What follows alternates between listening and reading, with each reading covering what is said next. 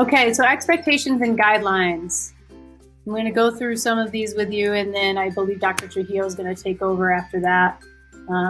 So some general requirements.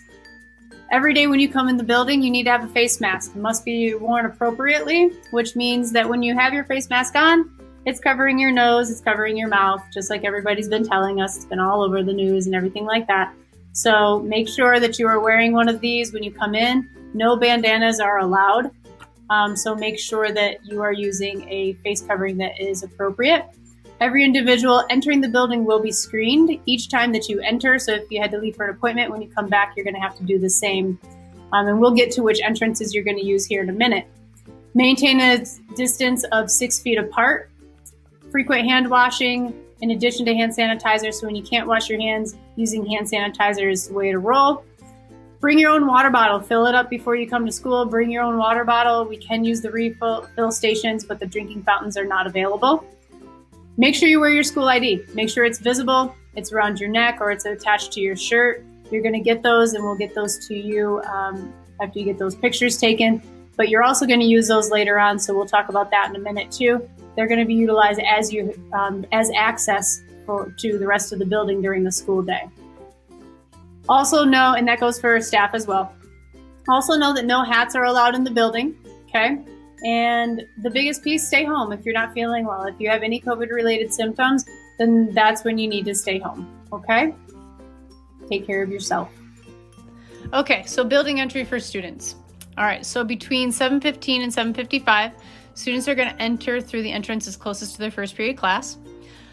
So if you have a first period in C and D halls, you are going to use door number 6. That leads out to the student lot and is right next to the library.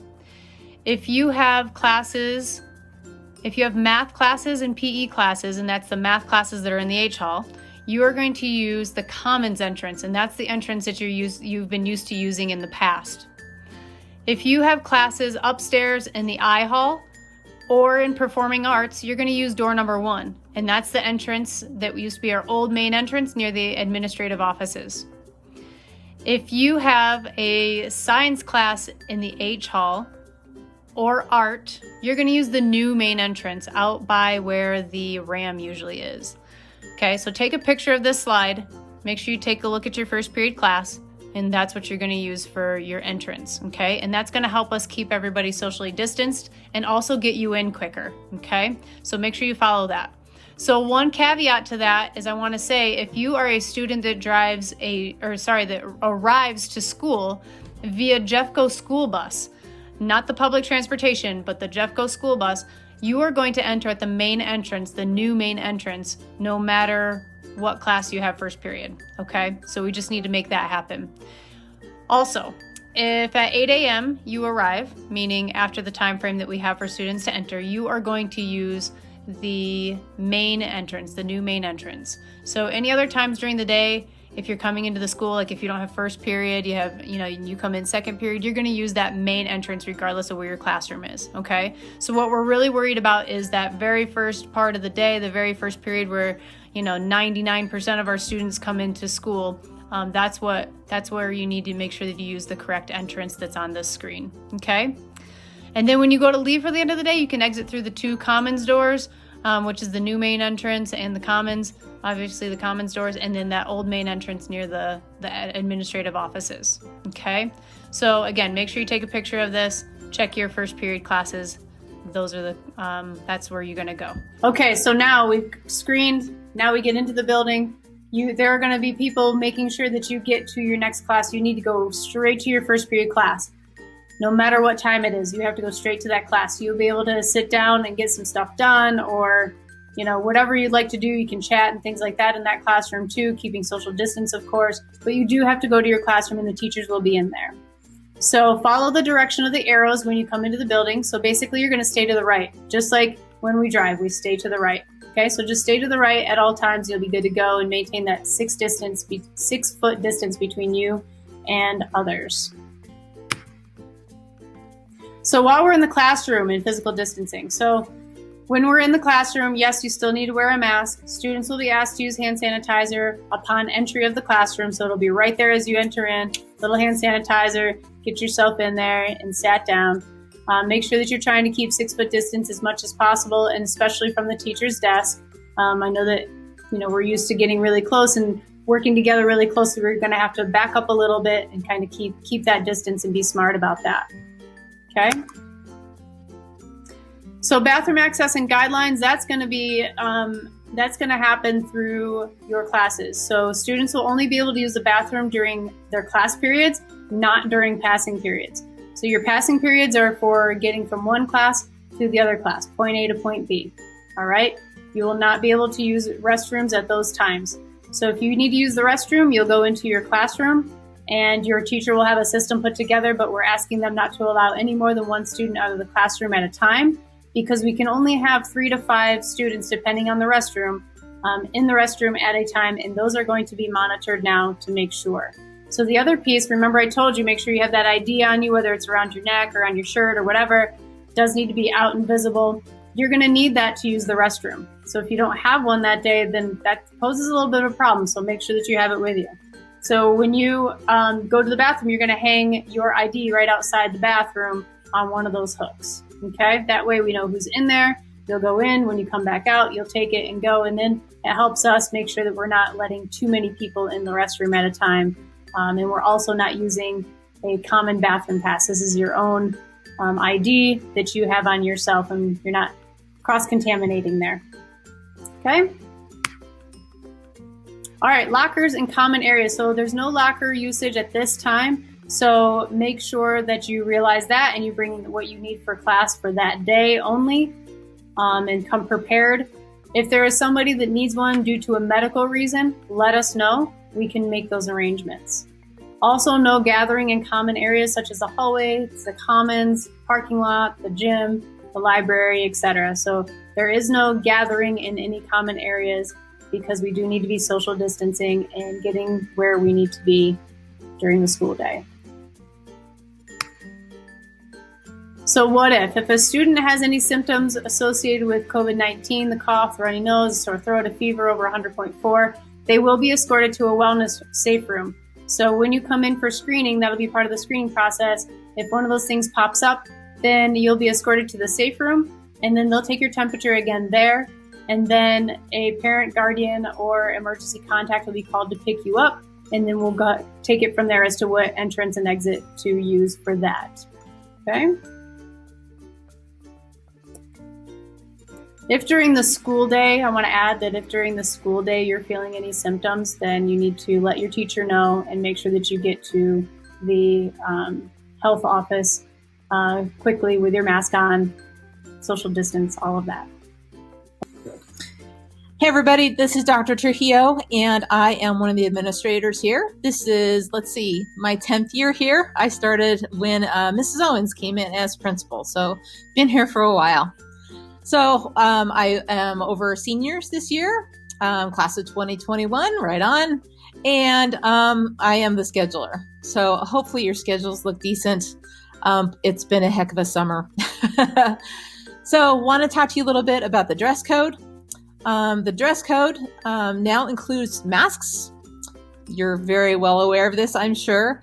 No bandanas can be worn as masks, so you definitely need a mask. Students and staff are expected to dress appropriately. That means you're coming to work, and you are expected to dress like you're coming to work. And then any inappropriate dress will be corrected by changing clothes. We may have to contact parents. There may be some additional consequences there, but hopefully you come to school ready to be a student, right? With a mask. Okay. So what not to wear? Anything that promotes or depicts drugs or alcohol, tobacco, or use of these products. Can't wear that stuff here at school. Anything with extreme violence, any messages of hate, intolerance, intimidation, and hats. You are no longer allowed to wear hats in the building. And actually, Green Mountain High School has had this for quite a while. So that includes beanies and stocking caps. You cannot wear those at Green Mountain High School. Hoods. Hoodies are fine, but you can't have your hoodie up inside the school, and no bandanas. You're not going to wear bandanas as a mask, but you can't have a bandana here either anyway. Truancy and attendance. Bottom line is that we want you here at school. We hope that this is a great place for you. And worst case scenario, we will pursue truancy court, which is kind of a drag. So you are required to be in school until you're 17 years old. So you may be withdrawn at that time if things are not going well and you've turned 17. That's something that we don't want to have happen. Those are rough discussions. So please, please, please, as far as if you need to leave early or you come in late to school, please check in and out with the attendance office so we know that we're here, know that you are here. We need to make sure that we know who's in the building and who's not. And basically, we are responsible for you during the school day. So in the event of an emergency, we need to know who's here.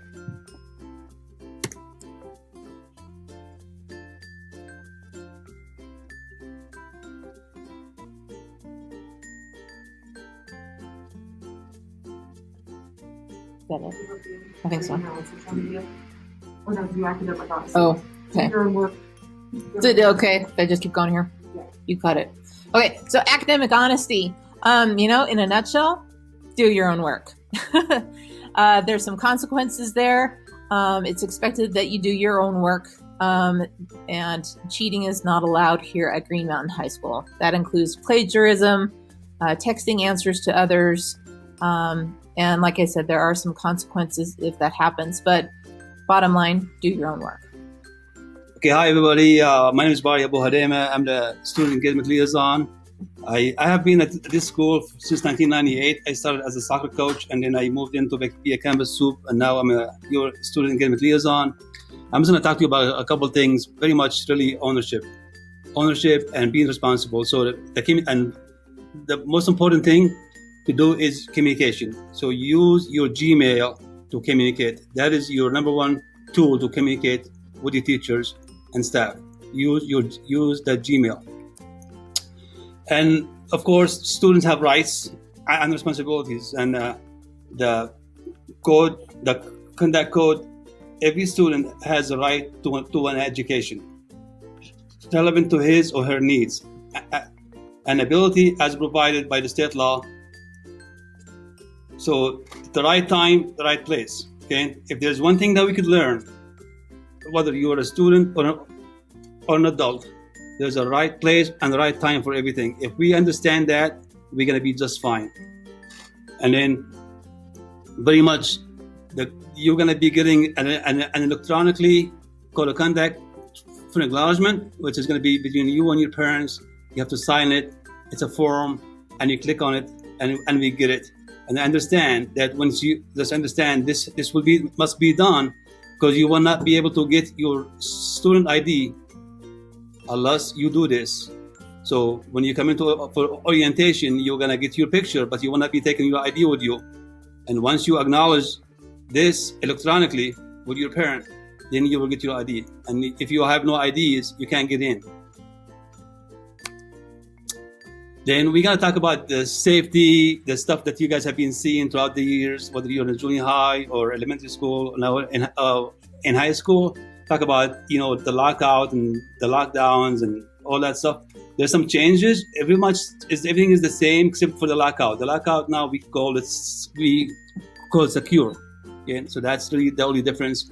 And we will walk you through that because we're gonna be practicing that in person. Once we are in person, we will provide some videos in the classrooms to be able to understand it. And if you have any questions, of course, you can always contact us.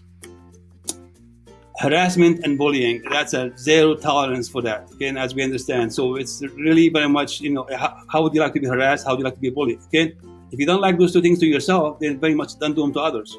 So do to yourself as you want to do to others. That is really the rule of thumb.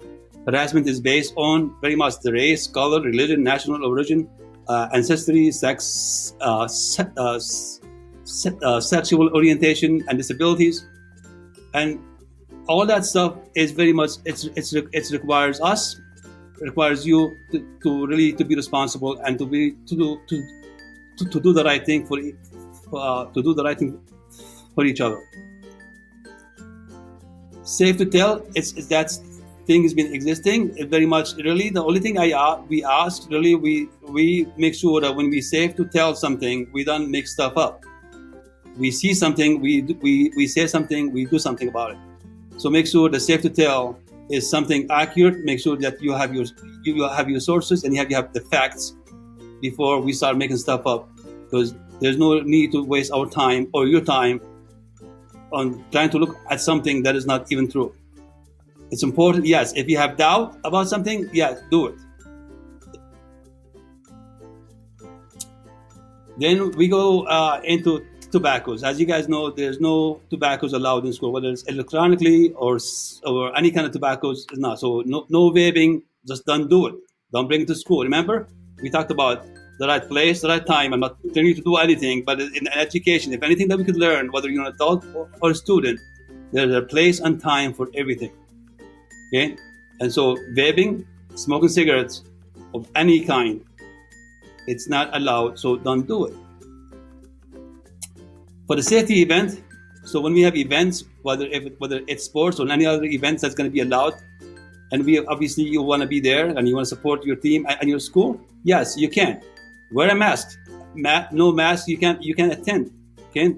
And bag. If you bring bags to an event, it may be served. It may not. Okay? So why take that chance? Okay? So don't do it.